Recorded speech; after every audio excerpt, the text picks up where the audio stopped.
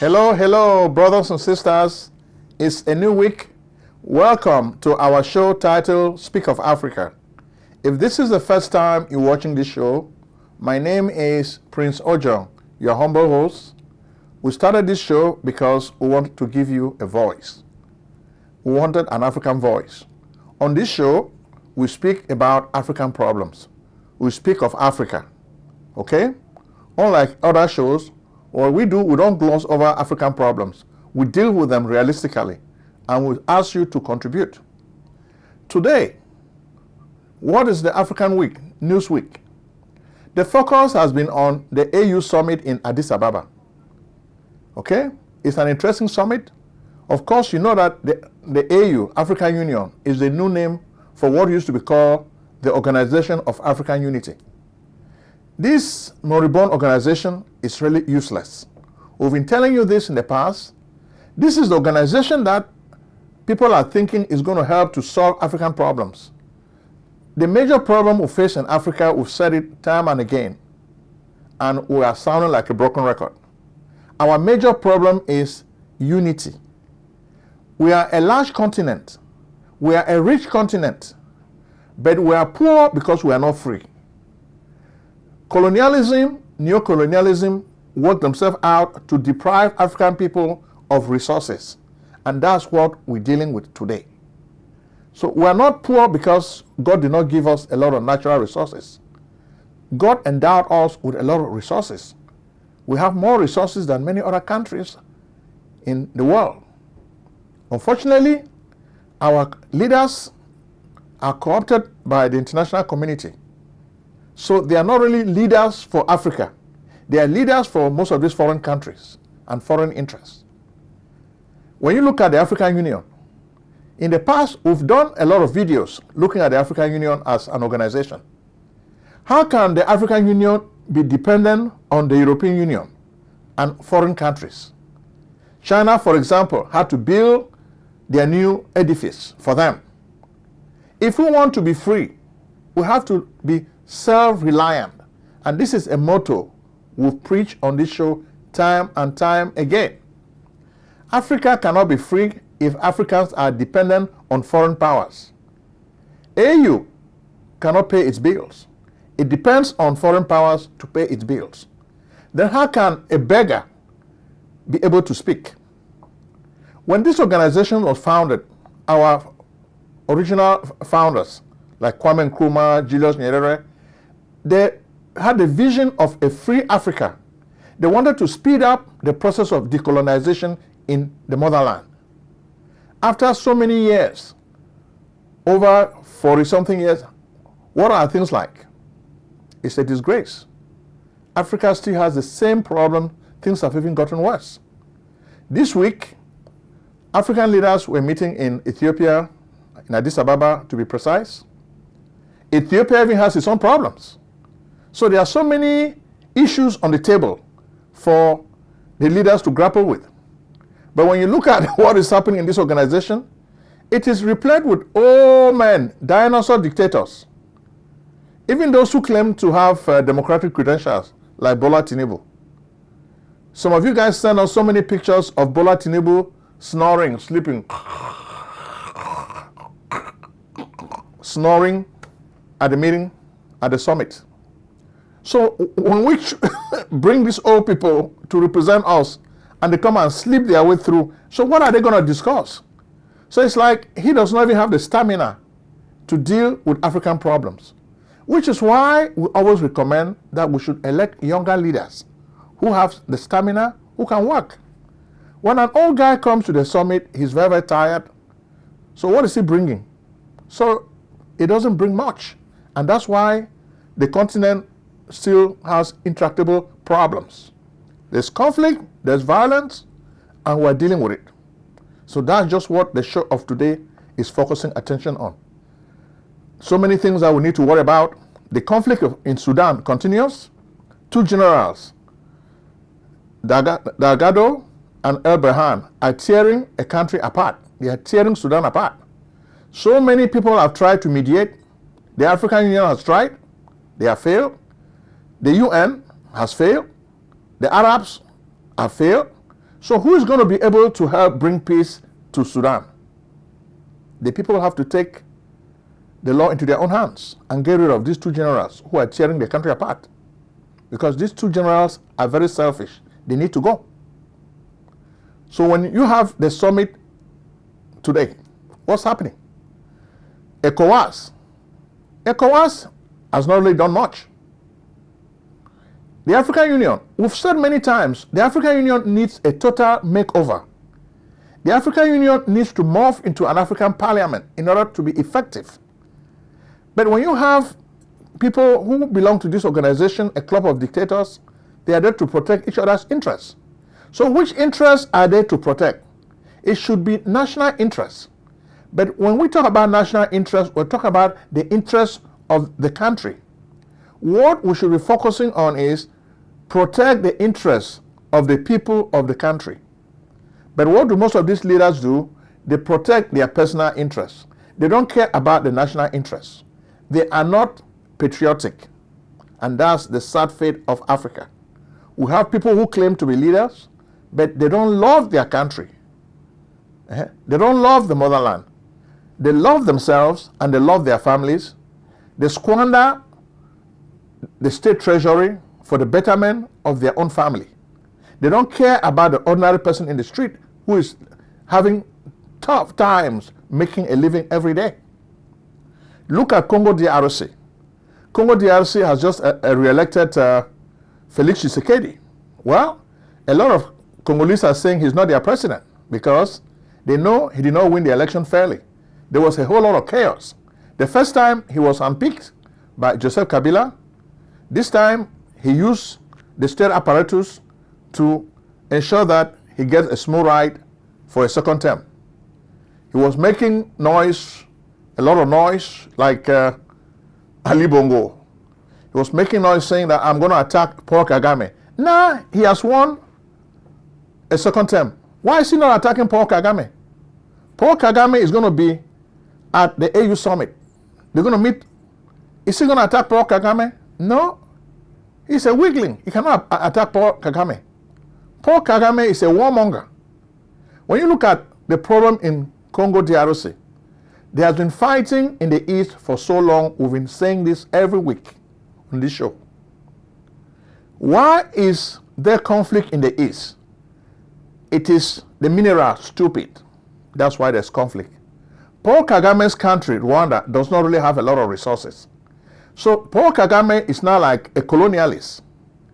He connives with big powers like the United States, Britain, to give him weapons.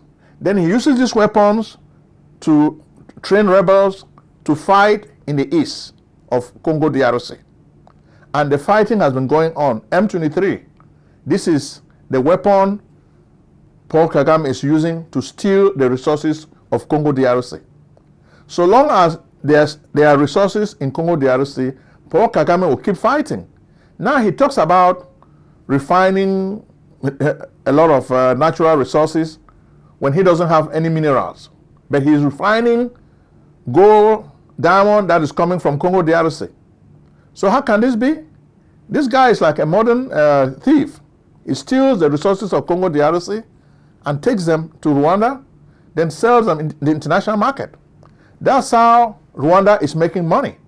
So when people tell him, oh, Paul Kagame, stop. If Congo DRC want Paul Kagame to stop, Congo DRC needs to build a powerful army. They need to build a powerful army, then they take on Paul Kagame. That's what would stop the conflict in the east. But it looks like Felix Tshisekedi is just a confused guy. People say, oh no, now he's going to be able to fight Kagame. Let him fight Kagame. That's what the people are waiting for. Let him fight Kagame. Okay? Every day, you hear other countries are putting armies together to fight, to help Congo DRC get rid of M23 and other rebel groups. But it's a fiasco because you need people who understand the terrain. The Congolese have to take this fight to Kagame themselves. They should not be relying on proxies. They should fight by themselves. They should show that they are serious. They should stop singing and playing music. They should join the army and fight to free their country, because Congo needs to be free. Okay? Next, we'll take you to La République du Cameroon. Well, what's going on in La République du Cameroon? Well, a lot of stories. People are already looking at the final chapter of the Biya story. Paul Biya has been in Etudi since 1982 and is not showing any signs that he wants to leave. He has dementia and a lot of the illness associated with people his age. We understand he just celebrated his 91st anniversary this February. Yet, he's not thinking about going anywhere anytime soon. Today, some of you sent us pictures showing people who are campaigning for Paul Biya to stand for election in 2025. A guy who cannot stand on his feet, a guy who is senile, people still want him to be president. When you look at La République du Cameroon, you have bad roads, bad infrastructure, bad everything. Inflation is going through the roof. Fuel prices have increased dramatically. Food is scarce. The only thing working in the country is you have soldiers everywhere keeping people in check. Biya himself cannot think. His proxies are keeping the ship afloat. But how long are they going to be able to keep this ship afloat? Things will get to a head, and the way we see it, a coup d'etat is coming to this country. Some people are saying, oh no, Frank Biya is going to be able to take over from his father. After so many years, who in his right mind, who in his senses wants the Biya dynasty to continue? Very, very few. You just have sycophants who are benefiting from this diabolic regime, and they want the regime to continue. Those are the people who want this to continue. Then, of course, the people keep talking about, oh, Bruno Bijak, oh, anecdote, oh, Martinez Ogo. Is there going to be any real investigation? No. This is just a waste of people's time. We say, as we do in Shakespeare, much ado about nothing. Much ado about nothing, because they are wasting time. Not much is going to come out of it, but they're just wasting the people's time. It's like a form of diversion. They want to draw your attention to something else. Okay? That's what is really happening in La République du Cameroon. And you guys know it, and we're sharing this with you. Maurice Kamto is making some noise. Oh, this is what I'm going to do. This is my position on Ambazonia. All of that is just nonsense. People are still looking at 2025. Who is going to replace Biya? What's it going to be like? Well, we can tell you things are not going to be easy. It's going to be very tough, because if Biya closes his eyes, the Betis are going to start fighting among themselves. Bulu, Ewondo, Eton, these three groups are going to start fighting. They're going to be killing each other. They have a lot of weapons. They have a lot of money that they've stolen from the country, and they are ready to fight using the resources they have stolen from the government. So the after Biya era is going to be very tough. So we pray for Cameroon, La République du Cameroon, because there's going to be a lot of bloodletting. Before the French can step in, the Cameroonians will kill themselves en masse. And that's what we predict. To stem the tide of this bloodshed, if Biya were a good guy who is in his senses, he would have arranged to have a successor. But he doesn't want to do that. He wants to die in power. And the consequence of dying in power is he's going to put the country in chaos. Chaos, chaos, chaos. That's what is going to happen to La République du Cameroon. Next, we take you to Nigeria. Do you need tax preparation services? We can help. Contact PJ Tax Service, America's only full-time income tax preparers. Like the good old doctor, we do not close our doors after April 15th. In fact, we stay open all year round in order to serve you. We are located at 11207A, Lockwood Drive, Silver Spring, Maryland, 20901. Make an appointment today with Prince Ojong, your tax expert. Call 240-350-1131 or visit us on the web at www.pjtaxservice.com. We're going to focus a lot of attention on Nigeria, because Nigeria is not just the big daddy of Africa, but Nigeria is having a whole lot of problems. We've been covering Nigeria every week on this show. Today, what we want to focus attention on is inflation. The inflation in Nigeria, we last saw the numbers. Everything has gone up more than 30%. The naira is like toilet paper. It has no value. We see pictures of market women. They are selling food stuff. So imagine that you could buy a loaf of bread for $1. Today, the value of that loaf of bread has changed. You need to add 1/3 to what you were used to in order to buy this loaf of bread. So which means your money can only buy 2/3 of that loaf of bread. So you need to add 1/3 to it. The country is dealing with a whole lot of foreign exchange problems. Nigeria depends too much on oil. We've said it before. A better approach is to diversify the economy of Nigeria. Nigeria has a lot of farmland. Agriculture could have become a major export for this country. Yet they concentrate too much energy on oil. This is a blatant mistake. And so far, no Nigerian leader has been able to right this problem. As a result, the Nigerian people are suffering today. And this is why Nigeria has become like hell on earth. It is not just the issue of economic problems. Security has even become worse. As we're presenting this show to you today, you guys have just revealed to us that the APC spokesperson has been killed. He's been shot. By whom? Bandits and kidnappers. You've just shown us a lot of pictures of the government army saying, oh, we just arrested the kingpin of kidnapping in Nigeria. Here he is. Yes, you've shown a lot of pictures of a guy. You've not even shown the guy's face. You say he's a guy who is the kingpin of kidnapping in the country. Okay, he himself said a lot of his friends escaped, and you guys were only able to arrest him alone. So by arresting this kingpin, or what you so-call kingpin, is this going to reduce the insecurity problem in Nigeria? We don't think so. The problem is structural. So long as we do not create the right structures to make this economy work, crime will become a fertile ground for a lot of these never-do-wells. If you could give them better things to do with their time, better ways to make money, then they will not be turning to crime. But so far, crime is paying. Kidnapping is paying. Banditry is paying, which is why most of the guys are getting into this business. Whenever something is profitable, it draws the attention of a lot of investors.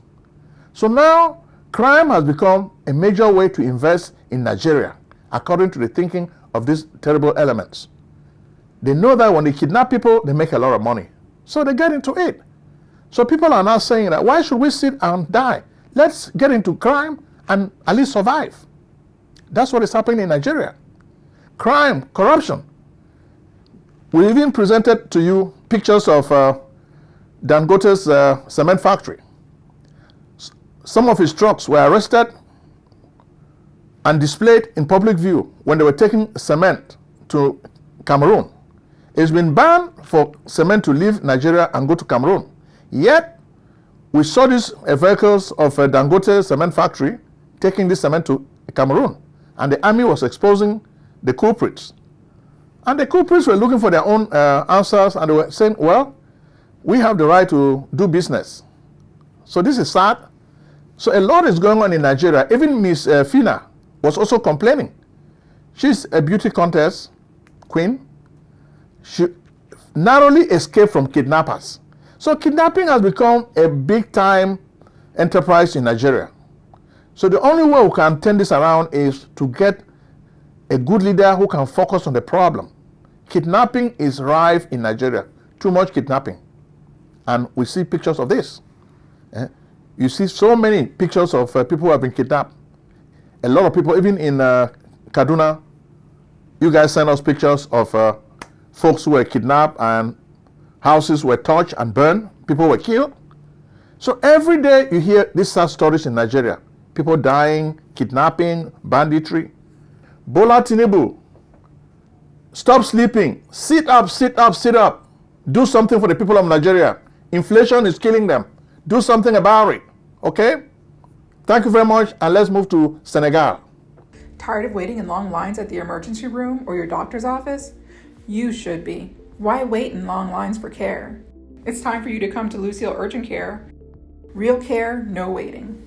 Lucille Urgent Care, the best place for true and loving care. Service at Lucille Urgent Care is convenient, fast, time-efficient, affordable, accessible, transparent, and cost-effective. Royal treatment is your right. Indeed, it's not just a privilege or pejorative. Skip the emergency room's long lines, kiss the ER goodbye, say farewell to your old doctor's office, pay less, save time, enjoy the excitement of convenience, receive immediate treatment, get the healthcare you need quickly and affordably. Lucille Urgent Care offers many express services: rapid COVID-19 testing, on-site prescription, preventative lab services, imaging and x-rays, urgent medical treatment for common illnesses and injuries, routine vaccines and flu shots, work-related injury services, pre-employment, occupational, annual, and sports physicals, immigration exams, and much more. Same-day treatment, rapid lab results, extended hours, weekend hours, no appointment necessary, no insurance necessary, no doctor necessary, walk-ins accepted, telemedicine available. We are open 7 days a week with evening and weekend hours. We are located in Maryland. Lucille Urgent Care, 903 Half York Road, Towson, Maryland, 21204. Website, lucilleuc.com. Call at 443-275-1286 or 301-593-4897.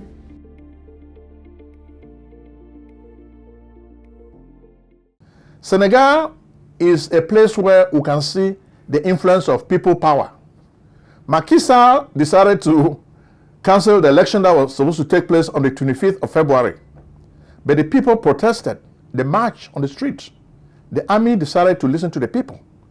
But the people streamed into the streets and decided to protest this presidential poll postponement.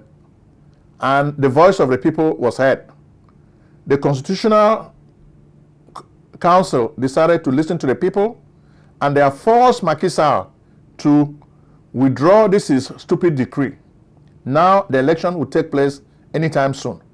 So this is victory for the people of Senegal. This is victory for democracy. Okay? So even the former presidents of Senegal, like Abdou Diouf and Mr. Wade, came and spoke for the first time. Since they retired from the presidency, they've kept a very low profile. They've not been commenting on public affairs. But for the first time, they felt compelled to come out and speak. And they've spoken with the people. Thank you for democracy in Senegal. Finally, we look at what is happening in Somalia. Mahmoud was the president of Somalia, was rough handle when he went to attend this AU summit in Addis Ababa. You should know that we had told you before that Somalia was angry because Ethiopia signed a deal with Somaliland for land rights to the port. Because right now, Ethiopia is kind of like landlocked. After losing Eritrea, they don't really have a way to the sea where they can take their products. So they are looking for access to the sea. So they struck a deal with Somaliland, pretending that they're going to give them recognition of their sovereignty. So this has really angered Somalia very much. And there have been tough times happening between these two countries. They've been at loggerheads. So now, Ethiopia was trying to play games with President Mohammed of Somalia. So they tried to prevent his security detail from getting into the scene or the venue of the AU summit. So he didn't like this. So he launched a protest against Ethiopia. And this is what you see. Where is African unity? African unity is at stake. We need to come back to do things to bring unity to Africa. Okay? AU is not the thing. AU needs to be transformed into an African parliament. I say it again. Transform the AU into an African parliament. That's the only way we can bring unity to Africa. Bye-bye.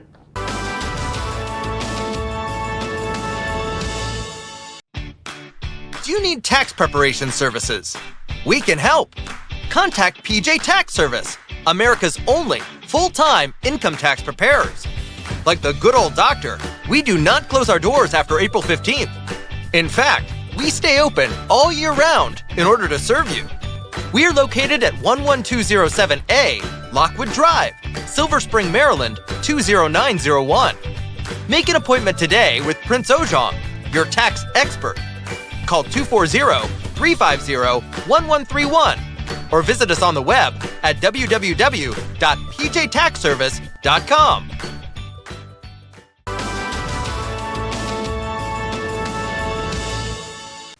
Selling a service or a product?